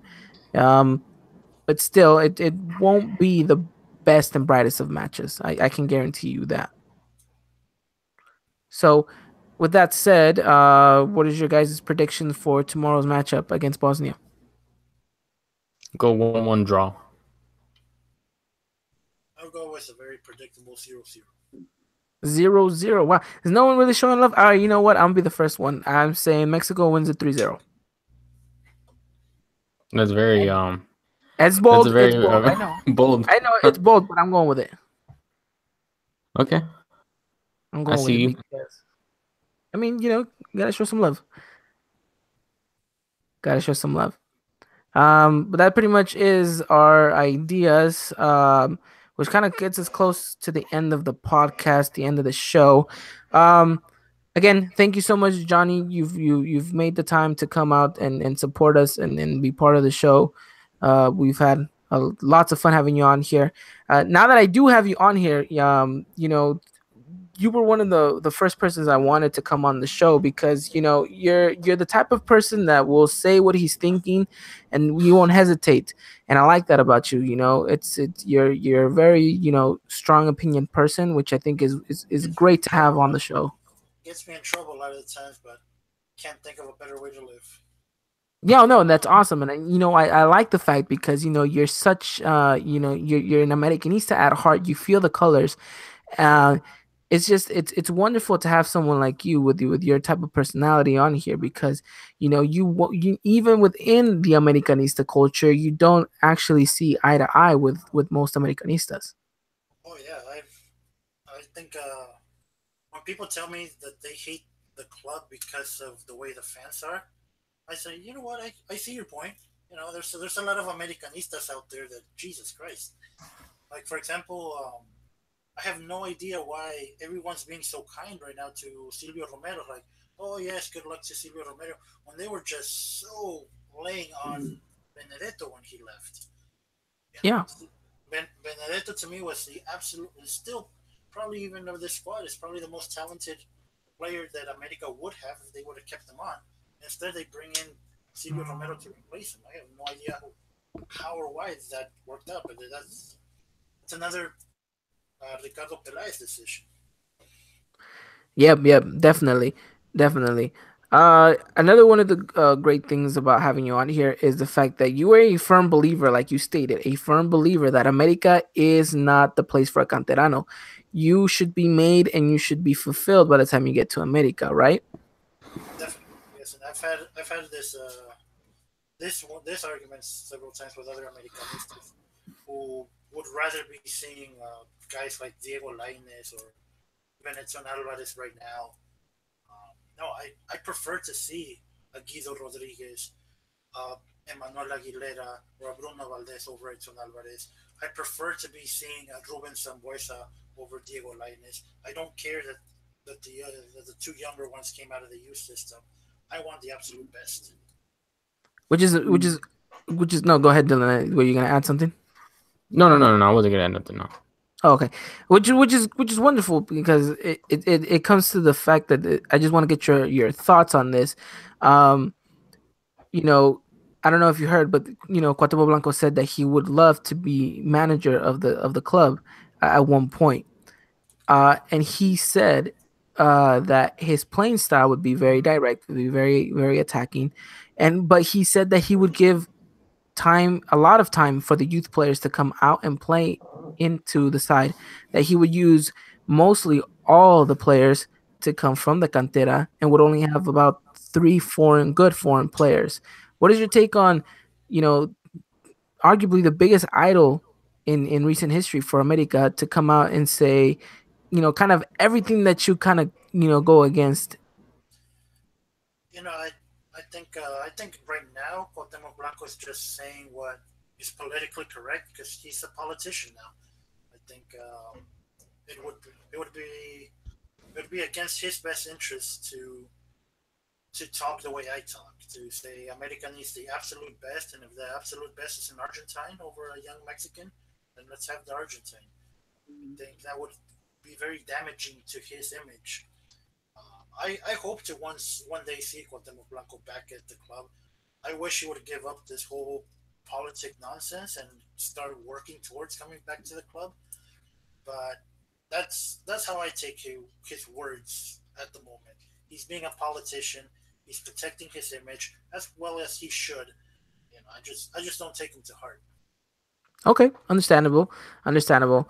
But he does seem like he kind of believes what he's saying because he talks about how difficult it was for him and a couple of players that came in like Herman Villa, to get through the ranks because of all these foreign players, and you feel like he's speaking from the heart when he says that he'd want to give more youth the opportunity to grow to kind of break out the way he was able to break out.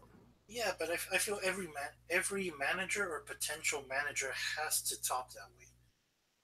I can't think of a manager that wouldn't talk that way. Even the ones that fill up their clubs with talented foreigners, they can't speak that way. Miguel Herrera was one of those that was a firm believer in the youth system, and look at our team now. That's just what you have to say in front of microphones. Okay, so it's a way to kind of like save face and like you said, be political correct. Yeah, What it's understandable. Which I just wanted to get your thoughts on that because one of my first ideas that popped into my head when I saw him on La Última Palabra say these things was kind of like it's like wow, there's a lot of people like you too. It's not to say that you're the only person out there that thinks like this, but it contradicts a lot of what Americanistas would think, and it goes with a lot of what Americanistas would like too. So I just want to get your take on it because it's quite interesting to see kind of like the other side of the perspective. yeah. At the end of the day, it's trophies is what matters. Are you bringing in trophies? I just happen to think that the more talented, I just happen to prefer talent to potential because I feel talent will get me closer to a trophy. That's true. I mean, talent is gonna push you there rather than potential. You don't really know what you're gonna get out of it. So it's been interesting to hear your point of view, but thank you for sharing that with us. We're running down here to the end of the pod. I just want to get a little bit more thoughts out of you, just quickly. Um, if someone was to ask you what is it to be an Americanista, what would your answer be? I To be an American, I think that's just a way of life. I think there's certain like attitude that, or personality traits that need to go into being an Americanista. Because being an Americanista, you are gonna be the most hated in the entire league by other fans, and then you're like you said, you're even hated among your own fan bases. These very strong disagreements with fans of your same team. So it takes that very kind of special mentality to deal with all of that negativity. And I grew up during a very rough time for America, which I feel made me even more loyal. Um, Yeah, yeah, I was born in '85, but so I think America still had one championship there in the late '80s, but yeah. I didn't get to see it. So I grew up through the whole 13-year drought of America in the 90s. Um, One of the first like teams that I got to watch was with Leo Benjaque as the coach, with BG, with Galusha, with Sage, with a very young Cuauhtemoc Blanco. Correct. That was an amazing team, but they didn't win championships. So I was ridiculed at school, but I just I held firm to my team, and that made that I think that loyalty was what made it an even stronger bond. I didn't get to celebrate a championship till I was 17, that 2002 championship against Necaxa. Yep, correct. Where was it? Who scored the winning goal? Castillo, Castillo. Misionero There we go. Castillo, in golden goal overtime. Correct. What a final too. I mean, you had an icon like Sage playing on the other side. Yeah, we had a ex Real Madrid, Ivan el Bam Bam Zamorano. Correct. Those were transfers. Yeah. Yeah. So, there you guys have it. That's the word of Johnny, what it is to be an Americanista. Again, thank you for being on the podcast. If there was any advice that you could give to the youngsters listening that, want to pursue kind of journalism career in the Liga MX, what advice would you give them? Um, Patience, a lot of patience. Learn to write. I think if you learn to write stories or tell stories writtenly very well, I think you can do go anywhere, go do great things, because that's kind of like the foundation of everything. Like if you can tell a good story writing it, you can grab a microphone and speak it as well. And if you can tell a good story writing it, you can summarize it into tweets very well and build a following out of that. So writing is one of the most tremendous skills that you'll need in this kind of field. Alrighty, Dylan, anything you want to ask our guest tonight?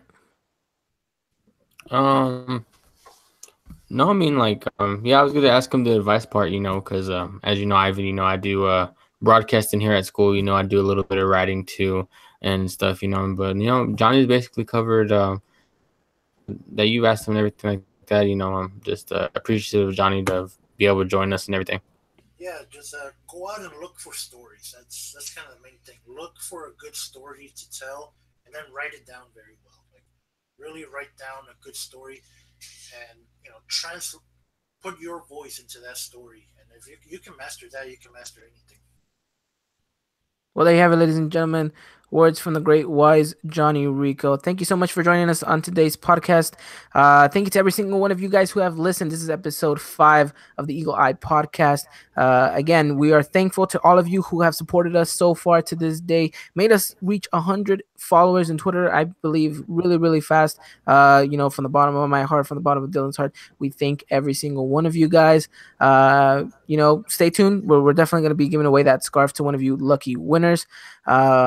And thank you for everything that you guys have done. If you guys ever miss a live show, don't forget we are on iTunes, we are on SoundCloud as well, so you guys can take us wherever you guys decide to go. Thank you for every single one of you guys who have interacted with us. Make sure you guys follow us on Twitter. I have left a description for both Dylan, Johnny, myself, and of course the Eagle Eye podcast page. So thank you every single one of you guys. Let's hope for an America win on Saturday. Let's hope for a great display of the Mexican national team come tomorrow. Thank you again, Johnny, so much for making it possible, for contributing to the podcast. You're welcome. This is going to be your house all the time. Whenever you want to come on, we'll always be happy to take you and to hear your opinions. Thank you. No, thank you guys for having me. I look forward to the next show that I get to come on to.